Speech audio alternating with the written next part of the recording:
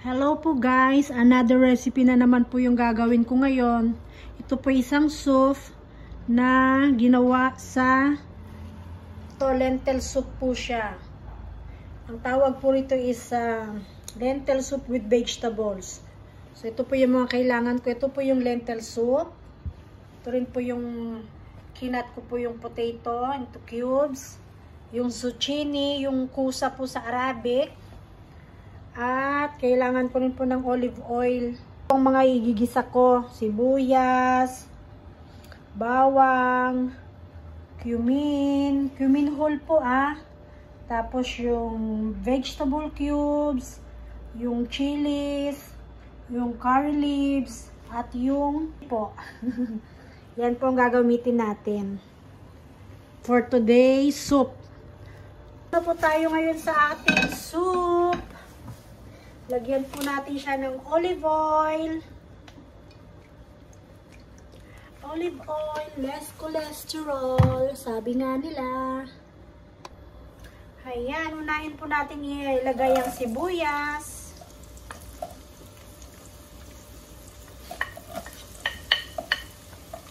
Gaya ng ginagawa ko. Lagyan ng konting asin. Para madaling lumambot ang sibuyas.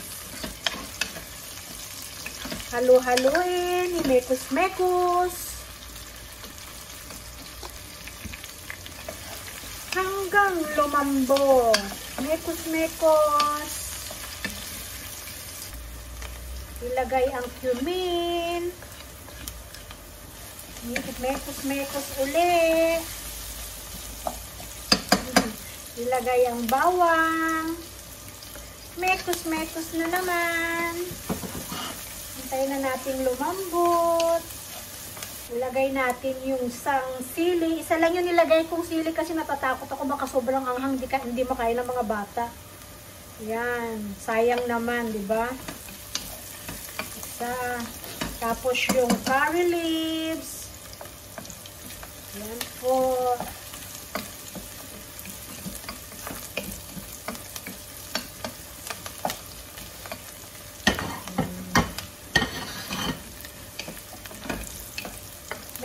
Mekos pa rin ang alin.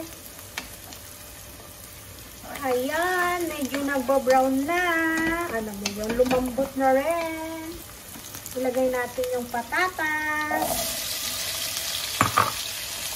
Mix. Mekos. Wow.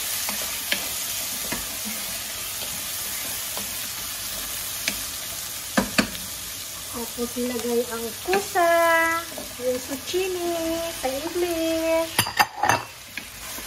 Mekos ulit.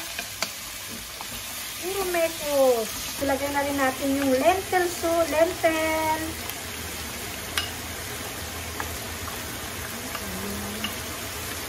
Mekos na naman. Puro na lang mekos. Yan. Lagyan natin ng tubig. Lagyan natin yung vegetable cubes. Si mekos. Lagyan natin siya ng tubig.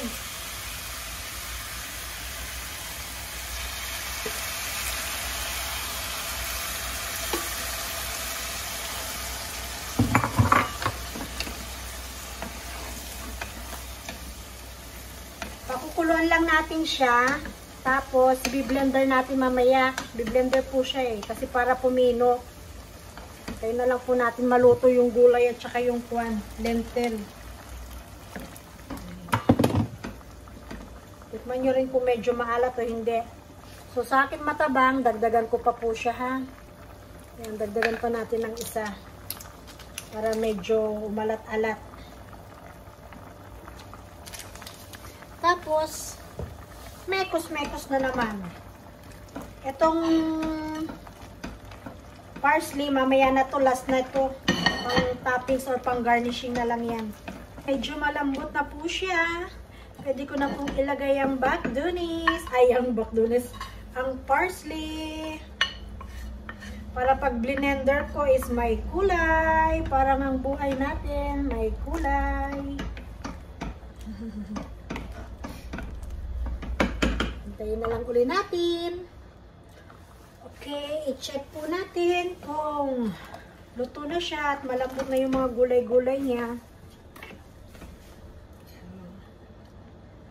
Okay na po siya, malambot na po yung gulay niya. So, isi-set aside ko na lang muna siya, palalamigin ko lang po muna siya bago ko siya i-blender, ha? Ayan guys, gagamitan ko na lang po siya ng hand mixer.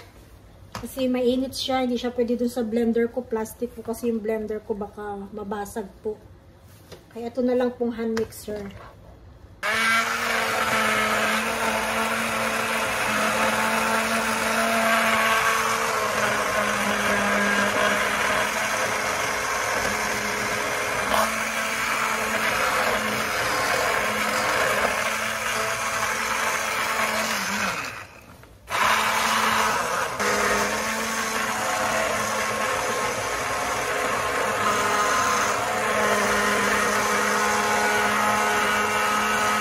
Guys, tapos na yung pagbe-blender natin. So, smooth na po siya. See? Pwede na po natin tikman. Wow! Ang sarap! Hindi siya maalat. Hindi siya matabang. Tama lang po talaga. At hindi rin po siya sobrang anghang. Meron konti lang, pero hindi naman as in sobra. At least kayang kainin ng mga bata.